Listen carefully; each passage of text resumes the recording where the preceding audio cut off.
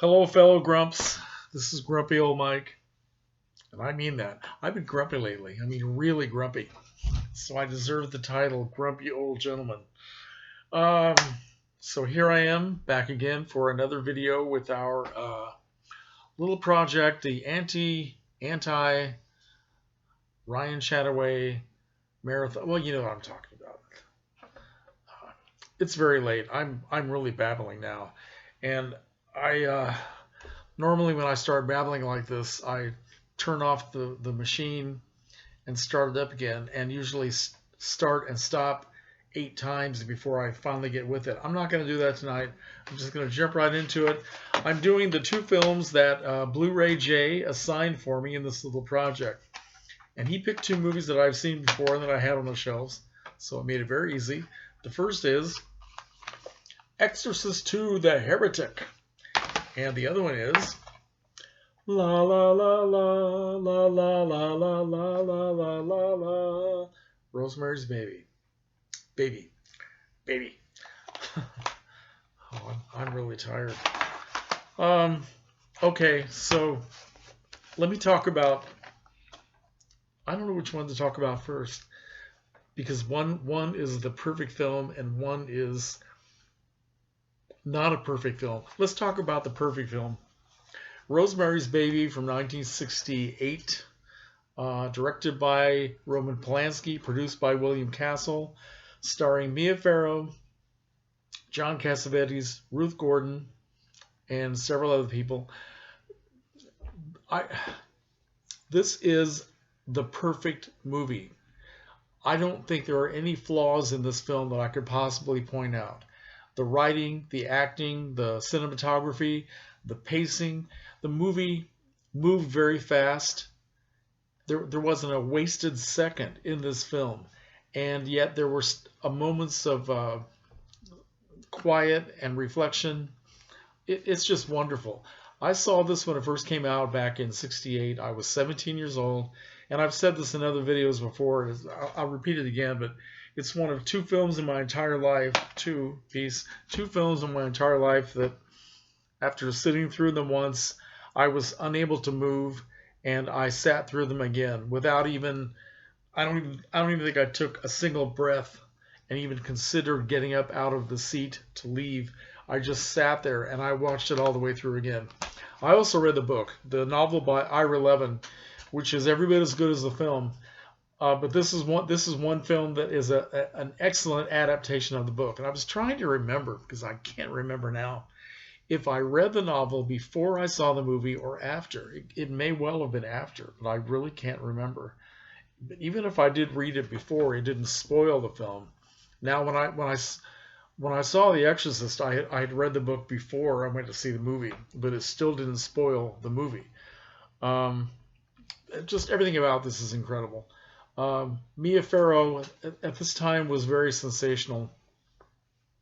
She had become a big star on television in a nightly soap opera called Peyton Place, which I never saw, but I remember seeing pictures of her with her beautiful long hair, gorgeous face, and she gained a reputation for being just a little bit strange and very willful and rebellious. She was only 20 or 21 years old when she married Frank Sinatra, who was something like 50 or 51, I'm not sure, but he was old enough to be her father. And the fact that she decided to do this film ended their marriage because Frank Sinatra didn't want her to work, and he was upset, so he divorced her. Good old Frank. Anyway, but not only is Mia Farrow a standout, but John Cassavetes, who is one of my favorite actors, certainly one of my favorite directors, but I think I like him better as an actor. He is really sensational in this as well. Ruth Gordon won an Academy Award for Best Supporting Actress. She was terrific. Sidney Blackmer, is it Blackmer? I think that is. I don't have my glasses with me. Sidney Blackmer played the male witch. Just a fantastic movie. Charles Grodin is in it in a very small part. Everything about it. So we'll go from 100% perfection to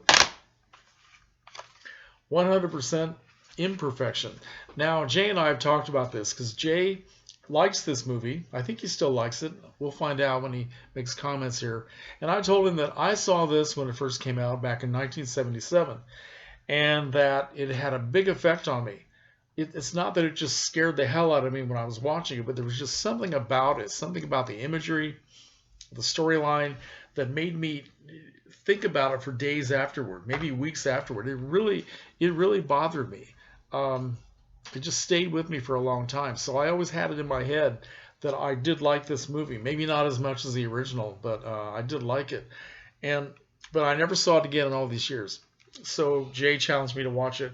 I picked up this used copy somewhere, somehow, and it's been on the shelf for a long time, and I never bothered to put it in. So thank you, Jay, for letting me watch this again.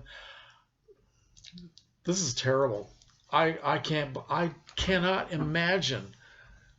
Wow, where was my head at in 1977? What in the world made me be so impressed by this? This is really a ridiculous movie. Sorry, Jay, I know you like this, but my opinion about this has changed 100%. Richard Burton as a priest who's, I guess he's the heretic of the title. He's lost his faith, or at least during part of the movie anyway. Linda Blair comes back as Regan McNeil, who is repossessed. Kitty Wynn comes back. Louise Fletcher joins the group. We have James Earl Jones. We have, who else do we have? Well, that's about all we have. It's just a bad movie. I don't know what they were thinking of, but they certainly weren't thinking of terrifying people the way that the original film did. And Linda Blair tries hard to get another Oscar nomination. It doesn't work. Richard Burton, who is a sensational actor in so many things, was totally let down by the dialogue he had to say and everything he had to do. And it's a shame because he really is worth so much more than this. I can't imagine why he accepted this. Maybe Liz needed money for another diamond or something at the time. But yeah, so there's everything in here. We have Plague of Locusts. We have what do we have?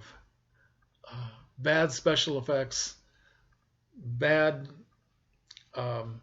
possession makeup on Linda Blair. Kitty Wynn, who came back from the earlier film, what's the name of her character? Sharon. She was trying hard for an Academy Award too, and she put a lot into it, but there was nothing really there for her to put something into. It was just quite bad. Well, I babbled enough.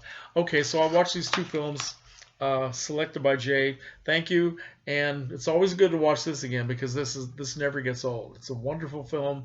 Even though you know exactly what they're going to say and what's going to happen, it's a fantastic film, very well made. And this is a real treat in a totally different way. All right, let me know what you think. I don't feel grumpy anymore. I feel pretty good. So good night.